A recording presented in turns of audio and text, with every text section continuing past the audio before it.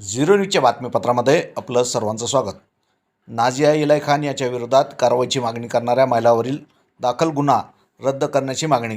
Social मीडियावरील मुस्लिम समाजाच्या धार्मिक भावना दुखावणारे व सामाजिक तेढ निर्माण करणारे कथित वक्तव्य केल्याचा आरोप असलेल्या नाझिया इलाई खान यांच्या विरोधात गुन्हा दाखल करण्याची मागणी करणाऱ्या अहमदनगर मुस्लिम समाजातील महिलावर गुन्हा दाखल करण्यात आला।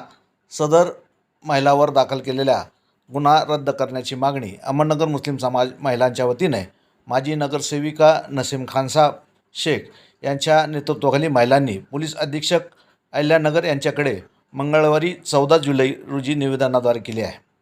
निवेदनात म्हटले आहे की 29 जून 2026 रोजी सायंकाळी 8 वाजता भिंगार कॅम्प पोलीस ठाण्यात नाझिया इलाई खान याच्या विरोधात FIR दाखल करण्यासाठी महिला गेल्या होत्या, मात्र त्याची फिर्याद नोंदवून घेण्यात आली नाही। नाझिया इलाई खान यांच्या विरोधात कारवाईची मागणी करण्यात आली होती, त्याच्यावरील गुन्हा दाखल करण्याऐवजी न्याय मागण्यासाठी गेलेल्या महिलांवरच बेकायदेशीरपणे गुन्हा दाखल करण्यात आल्याचा गंभीर आरोप निवेदनाद्वारे करण्यात आला आहे। अशा परिस्थितीत न्याय मागणाऱ्या महिलांनाच आरोपी ठरवणे योग्य नाही असे निवेदनात नमूद करण्यात आले आहे।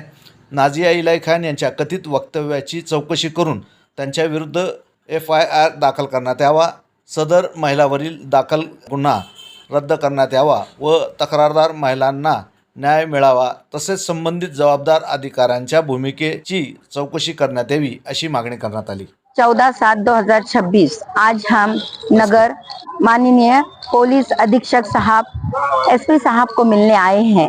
हमने SP साहब को अपना निवेदन दिया है और उनको बताया है कि 1 तारीख को जो हमने नाज़िया इलाई खान इनके ऊपर गुना दाखिल करने के लिए जो महिलाएं यहाँ पर निवेदन देने आए थे, तो हमारे ऊपर भिंगार कैंप के पुलिस निरीक्षक साहब मैडम इन्होंने हम पे गुना दाखिल किया है। तो हम सर को ये बताने को आए थे कि बाकायदा हमने 29 तारीख को भिंगार कैंप से हमने परमिशन लिया है और बाकायदा हम परमिशन लेके 1 तारीख को 2 बजे से तो 5 बजे कुछ महिलाएं हम निवेदन लेकर आए। साहब को हमने टोटल ये परमिशन का लेटर बताए है कि हम परमिशन बिना लिए सिवाय आए नहीं। हमने सर ने इस बात को हमारे समझे है, उन्होंने बताया है ठीक है मैडम, मैं आगे की बात बता देता हूँ मैडम, आप वहाँ पर जाके आइए एक बार।